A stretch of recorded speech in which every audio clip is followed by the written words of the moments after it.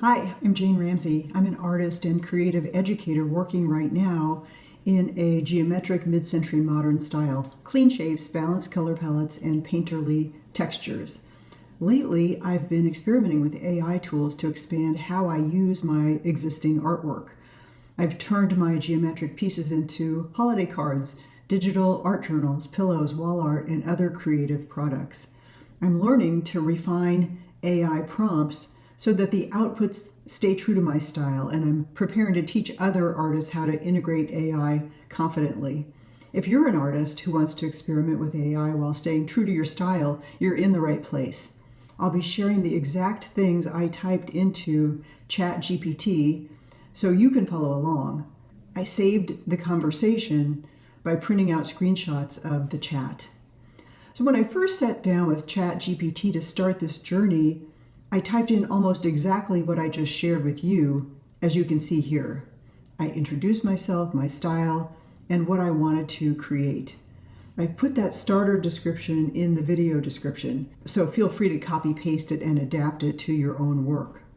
Now that simple step helps the AI understand your voice, your style, and your goals. It makes everything else go more smoothly, and since you're saving it, you can use that again for future prompts. From there, Chat GPT will usually respond with a welcoming message and some ideas for how it can help you.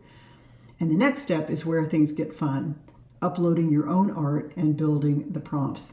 So here's what I'm going to be covering in this lesson. You'll discover new product opportunities for your existing art, learn how to refine prompts so that your style stays intact, and you'll learn to create seamless patterns and see some product mock-ups.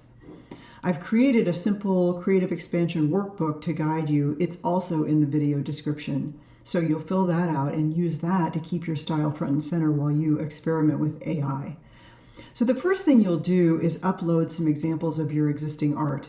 Now it's tempting to upload 15 or 20 items, images, but take it from me, the AI will be much easier to work with if you simply upload, say, 4 to 6 art pieces. So here are the images I chose to upload to help the AI learn my style.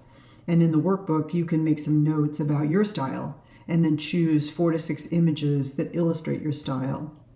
And this is your style core. So write down the key elements of your style and use some clear style descriptions like the shapes you use, the palette you like, your textures or finishes, keywords that describe the feeling of your art. And this describes your style. It's your style blueprint so that the AI knows what you're going for and what you want to preserve. Now, if you're having trouble finding the words to describe your style, just upload a sample image and ask the AI to describe it back to you, and that sometimes will help. Next, you will start iterating. Choose just one of your samples, a base artwork that you'd like to expand. Now, when I first started, I thought I would see what it would generate if I just asked for a holiday card in my style. And I iterated back and forth on this for a while, and I was kind of disappointed.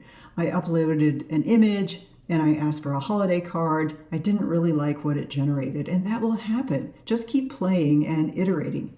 You can see another prompt I entered, refine the square holiday card design based on my geometric artwork. I specified the palette, ask it to correct some spacing on something it had generated earlier. And you can see the image that was created. Again, I thought it was okay. I didn't love it. I then uploaded a different image one I had been playing with and said, use this specific image for the design. And then it came back with basically almost exactly what I had uploaded. And that also happens sometimes. It's part of the process. It's part of you learning the kind of prompt that will generate what you like. So I'm sharing what I did so maybe you can learn from my mistakes.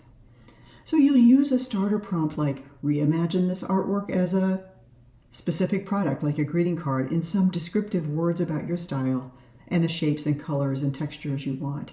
And it's fun. Just keep iterating, run a few tests, jot down notes on what worked and what didn't. So I decided to move away from greeting cards and see what else the AI might suggest. I entered this prompt. Suggest 10 products where my mid-century modern geometric art would shine. And I was so interested to see what it would say because there are a lot of fun possibilities from cards to wrapping paper to journals, pillows, all kinds of accessories. And you can see what came back from this screenshot. Got it. I'll create mock-ups for, and it lists several things, and then it asked me to upload the specific art images I wanted to use. And you can see here what I uploaded. Then it came back with 10 product ideas and tips, from throw pillows to art prints, murals, wallpaper, desk mats, notebooks, card, fabric, phone and tablet cases, home decor, etc. And then it explained why these would be a good market fit. So I gave a thumbs up, and then the AI came back with, great, let's narrow it down. What mock-ups do you want to see first? And I said, let me see wrapping paper, journal cover, and greeting card. And then I uploaded one more image and said, turn this into a repeating pattern wrapping paper, because it's one of my favorite pieces of art that I've made over the years. And here's the image that came back. I thought these looked great and were great ideas. And here's a notebook that I really liked. So the next step for you is to decide what product ideas you want to try first. Greeting cards, wrapping paper, notebook cover, home decor, fabric, device cases, any ideas that might excite you. And then refine your notes. And as you generate images, track what you adjusted and think about how to keep your style consistent and strong so that it's your voice. Make sure that you focus on your composition, your spacing, the typography that you want, and any color palette tweaks to match what you're really going for. And then you'll decide if you want to credit AI in your work and think about what feels authentic and transparent to you. And you can watch my video lesson on this topic too. And then you think about next steps and list the products you want to mock up first and where you might sell or share them, whether it's Etsy or your website or a print-on-demand shop like Zazzle, Printify, Shopify, Wix, or just for your own portfolio. So this process, clarifying your style, writing strong prompts, refining the outputs, helps you use AI as a creative partner instead of feeling lost or overwhelmed. You don't have to give up your identity as an artist. You're simply expanding what's possible with your existing art. And if you want to go deeper, check out my playlist, the Inspired Creator AI Edition. That's where I share lessons, experiments, and ways to keep your art authentic while exploring new tools. And if you're following along, grab the Creative Expansion Workbook. It is in the description below, so you can fill it out as we go. So let's create smarter, stay soulful, and explore this new frontier together. I look forward to seeing you in the next video.